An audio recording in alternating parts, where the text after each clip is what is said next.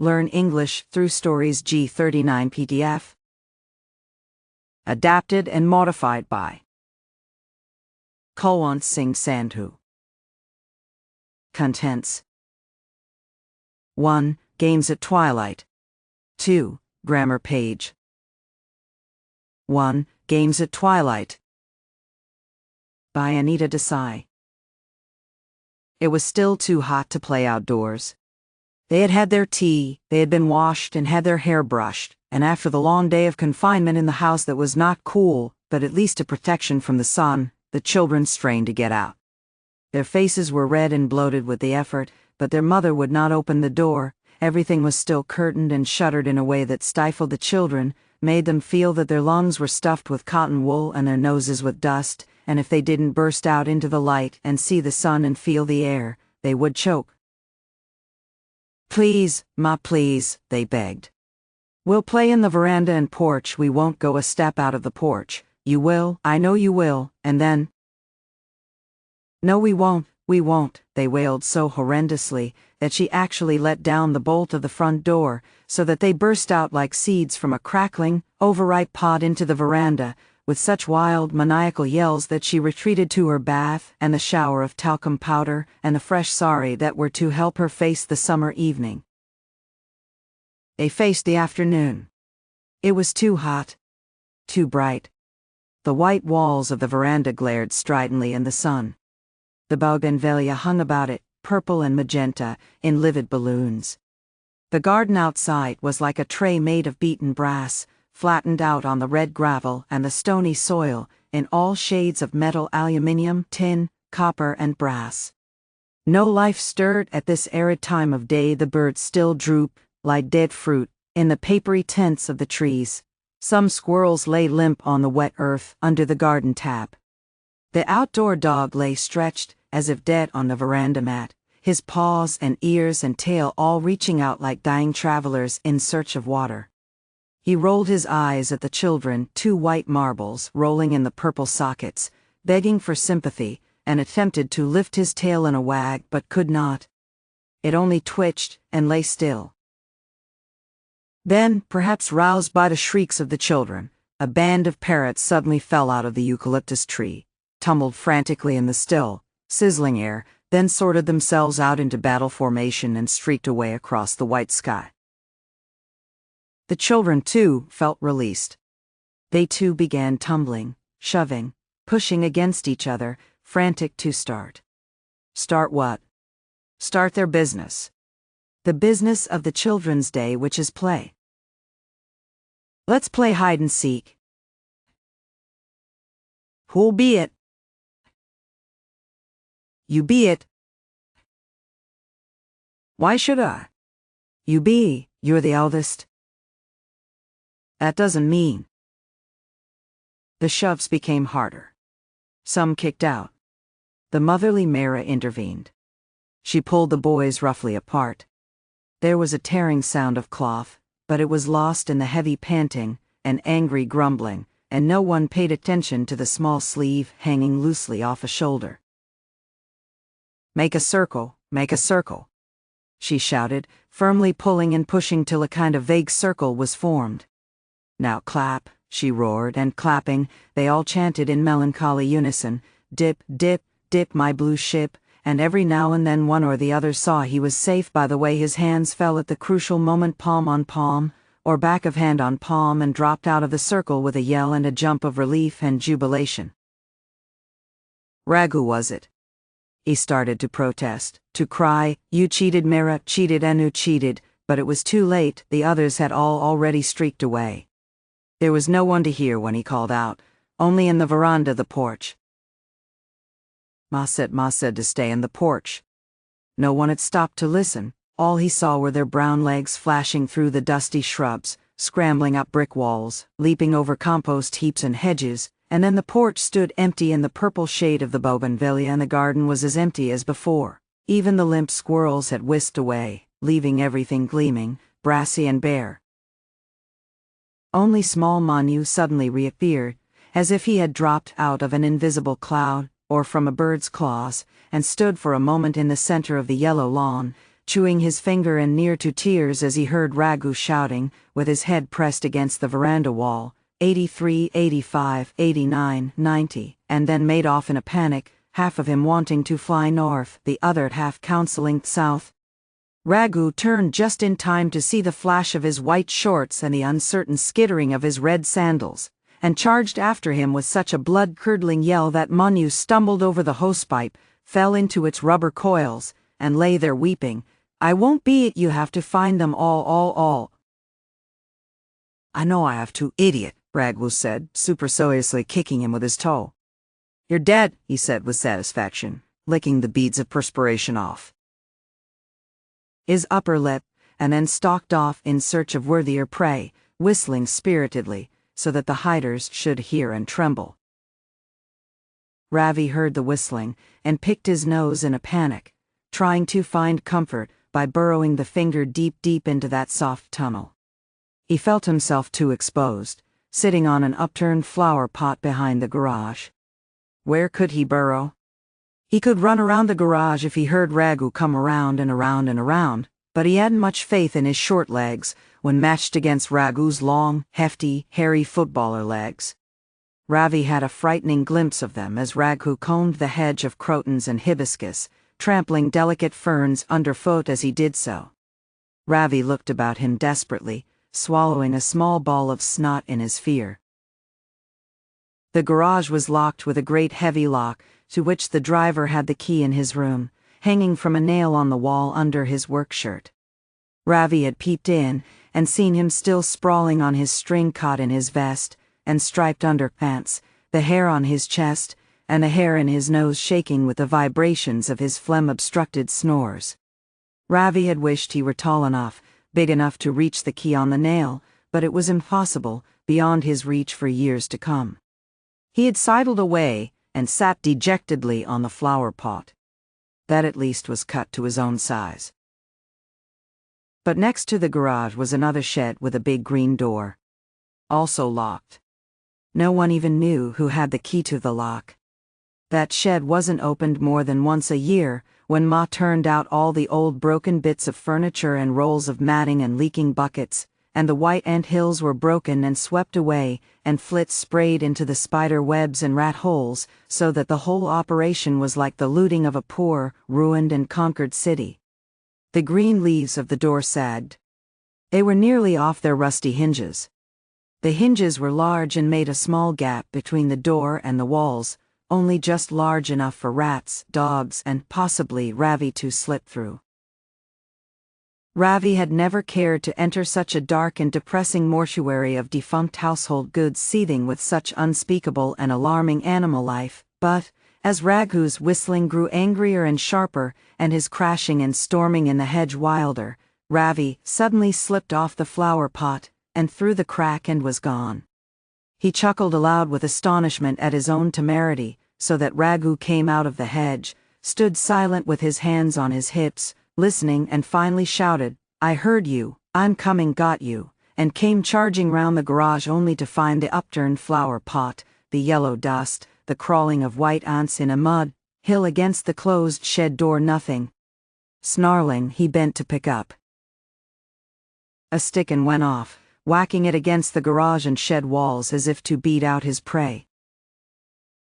Ravi shook, then shivered with delight, with self-congratulation. Also with fear. It was dark, spooky in the shed. It had a muffled smell, as of graves. Ravi had once got locked into the linen cupboard and sat there weeping for half an hour before he was rescued. But at least that had been a familiar place, and even smelt pleasantly of starch, laundry, and reassuringly of his mother. But the shed smelt of rats, ant hills, and dust and spider webs. Also of less definable, less recognizable horrors. And it was dark. Except for the white-hot cracks along the door, there was no light. The roof was very low. Although Ravi was small, he felt as if he could reach up and touch it with his fingertips. But he didn't stretch. He hunched himself into a ball, so as not to bump into anything, touch or feel anything. What might there not be to touch him and feel him as he stood there, trying to see in the dark? Something cold or slimy like a snake. Snakes. He leapt up as Raghu whacked the wall with his stick then, quickly realizing what it was, felt almost relieved to hear Raghu hear his stick. It made him feel protected. But Raghu soon moved away. There wasn't a sound once his footsteps had gone around the garage and disappeared. Ravi stood frozen inside the shed. Then he shivered all over. Something had tickled the back of his neck.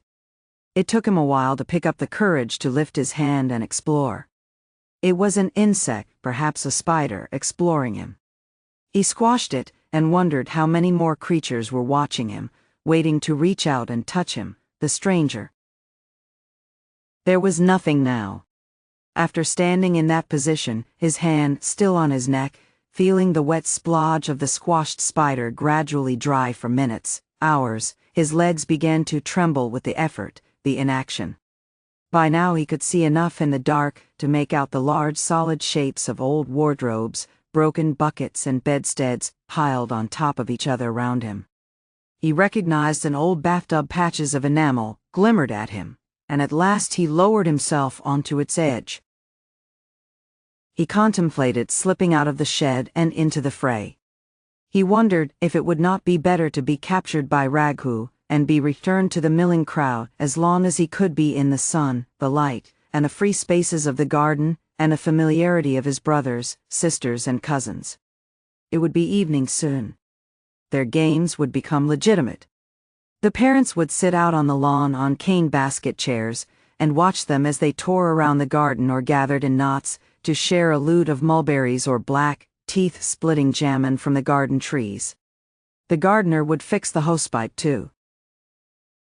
The water tap and water would fall lavishly through the air to the ground, soaking the dry yellow grass and the red gravel and arousing the sweet, the intoxicating scent of water on dry earth, that loveliest scent in the world.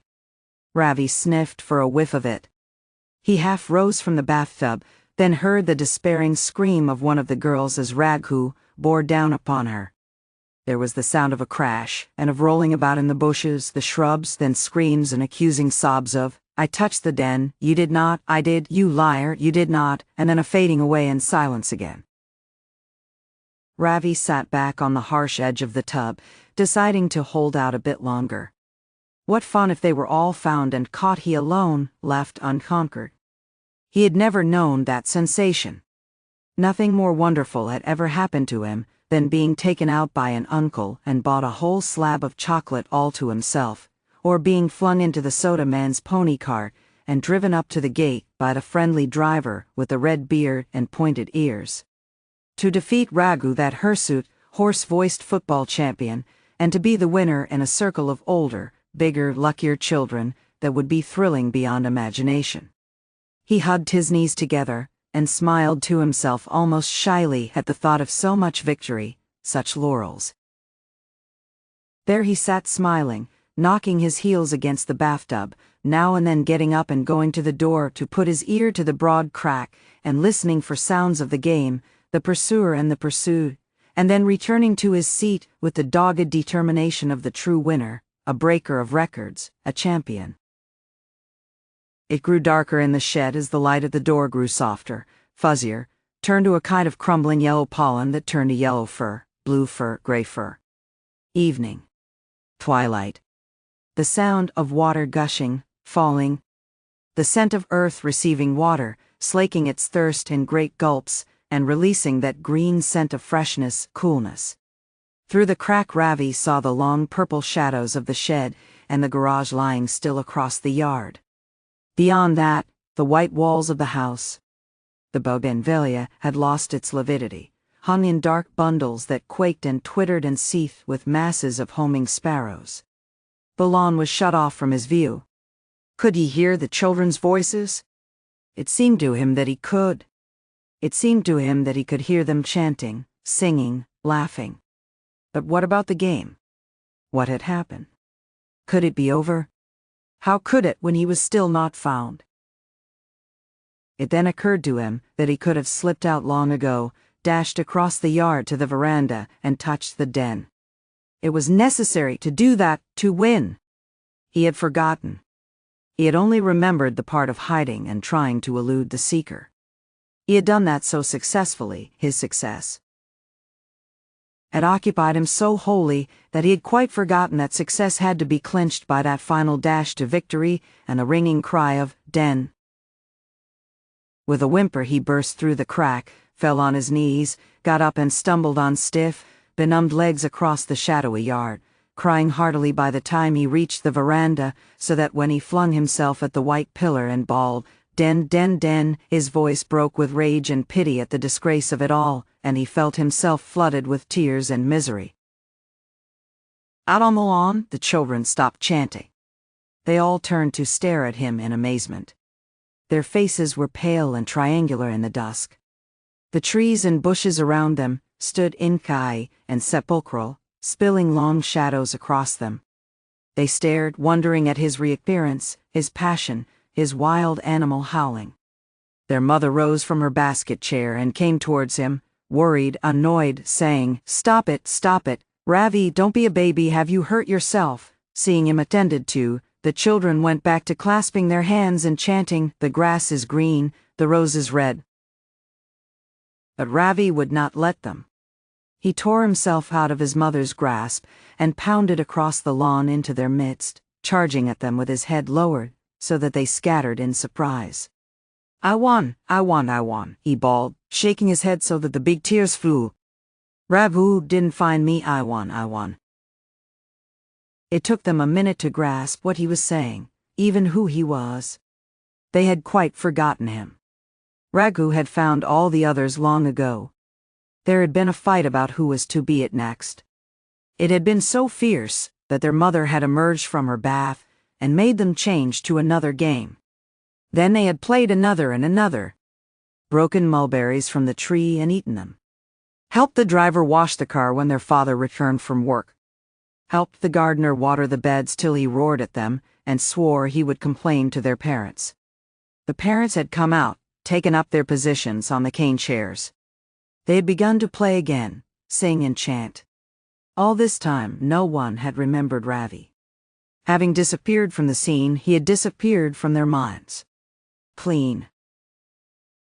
"Don't be a fool," Raghu said roughly, pushing him aside, and even Mara said, "Stop howling, Ravi, if you want to play, you can stand at the end of the line," and she put him there very firmly. The game proceeded. 2 pairs of arms reached up and met in an arc. The children trooped under it again and again in a lugubrious circle, ducking their heads and intoning. "The grass is green. The rose is red. Remember me. When I am dead, dead, dead, dead." And the arc of thin arms trembled in the twilight, and the heads were bowed so sadly, and their feet tramped to that melancholy refrain so mournfully, so helplessly, that Ravi could not bear it. He would not follow them, he would not be included in this funereal game. He had wanted victory and triumph, not a funeral. But he had been forgotten, left out, and he would not join them now. The ignominy of being forgotten, how could he face it? He felt his heart go heavy and ache inside him unbearably. He lay down full length on the damp grass, crushing his face into it, no longer crying, silenced by a terrible sense of his insignificance. 2. Grammar page.